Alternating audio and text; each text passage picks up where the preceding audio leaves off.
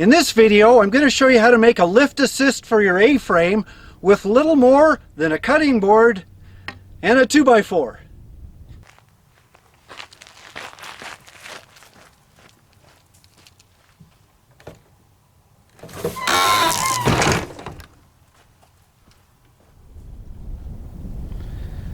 I'm sure some would question, why would you need a roof assist on your A-frame or A-liner? I mean, they have something built in for it. Well, there's a lot of reasons why the springs or whatever you may have may not work for you. And that's why I decided to look for alternatives.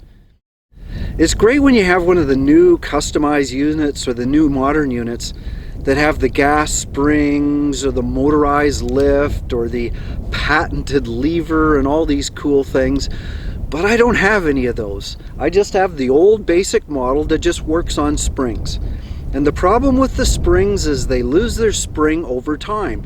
And yeah, you can replace them, but it's a little bit of a hassle. It's not like changing a tire or anything like that. So I was looking for alternative solutions. The other thing is you might have additional weight than when you originally bought the trailer. For example, some people put dormers on later on. And of course, I have solar panels. So little things like that can add to the weight. Not only that, if you camp all season, you can get snow, ice, and other things that'll put weight on the trailer and make it difficult to lift. That's why I needed a lift assist. You might have noticed in some of my past videos that I do kind of struggle with the roof sometimes. And the other thing about lifting the trailer when it doesn't go all the way up by itself is that can be really hard on some people, especially people with back injuries or they're short, they're a little older, stuff like that. I mean, anybody that's shoveled wet snow in the wintertime knows how easy it is to pull a muscle in your back and then you're out for weeks. You can't lift properly, and it is an awkward kind of way of lifting it. That's another reason why I came up with a very easy lift assist.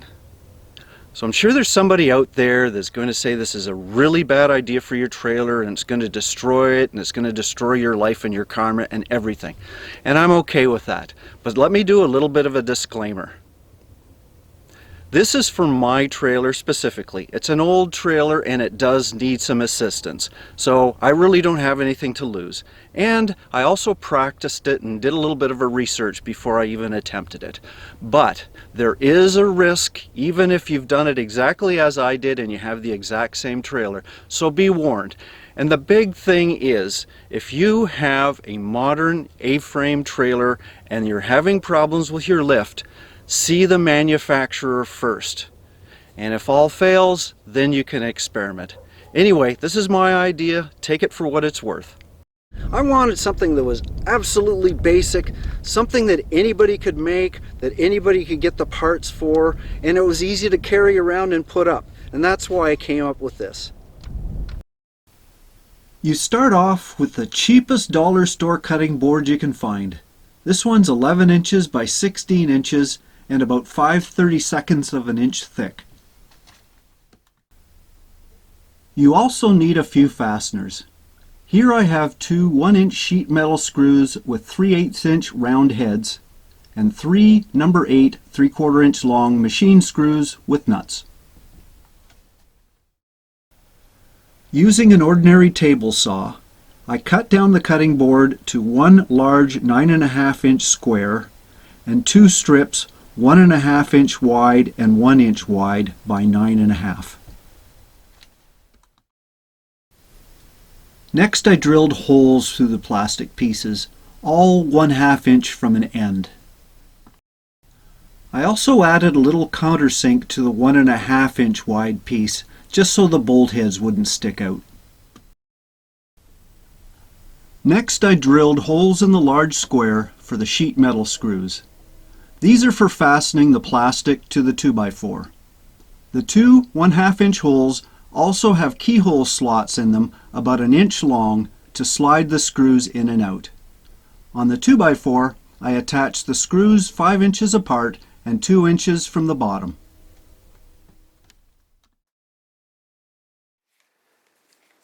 Then it was just a matter of fastening the three plastic pieces together.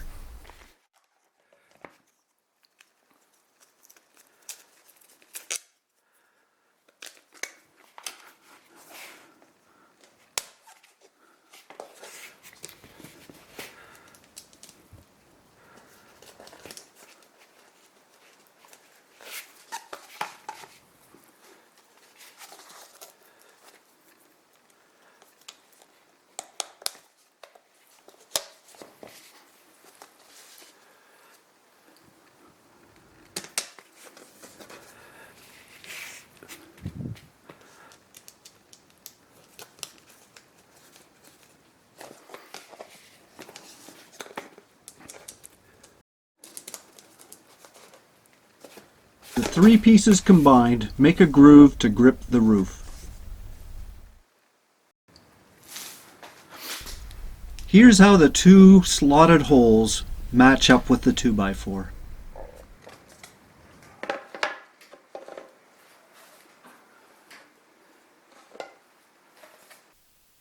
As for the other end of the 2x4, I just made a little hole and cut a little V into it. Well, the storage part's pretty easy, because in that little compartment where I put my tools and the stuff for the tongue, I just put the plastic piece. It doesn't take up any space at all. As for the 2x4, I just keep it inside my bumper.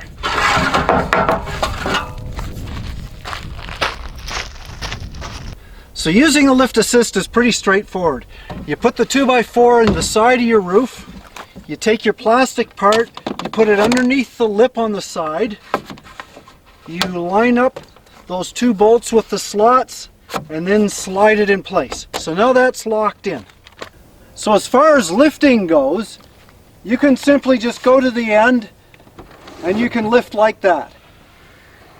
However, if you don't want to put that much effort into it, there's an easier way. And what I do is I take my water jug with a little bit of a rope on the end,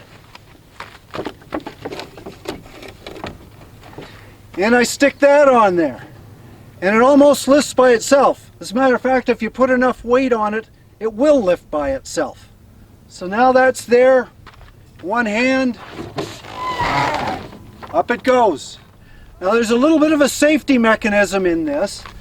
Then if you go too far to the end, which would put a lot of stress on the very end of the roof, if you try to lift up, the plastic is very thin. So theoretically, if you overstress the roof, you're going to overstress the plastic, and this is going to break. That way, rather ruin a dollar cutting board than your roof. So I wouldn't put it too close to the end. I'd say this is about fine. And then 1, 2, 3,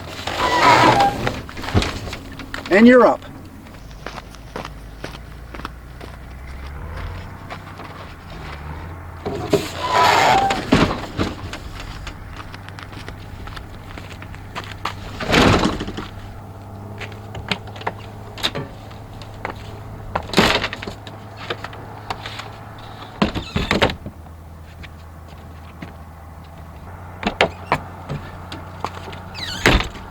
That's all it takes.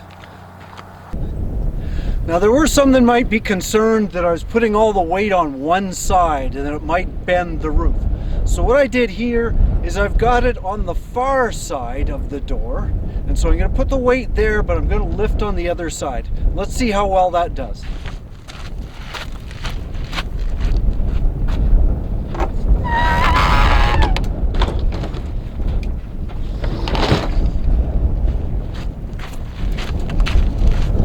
Works pretty good.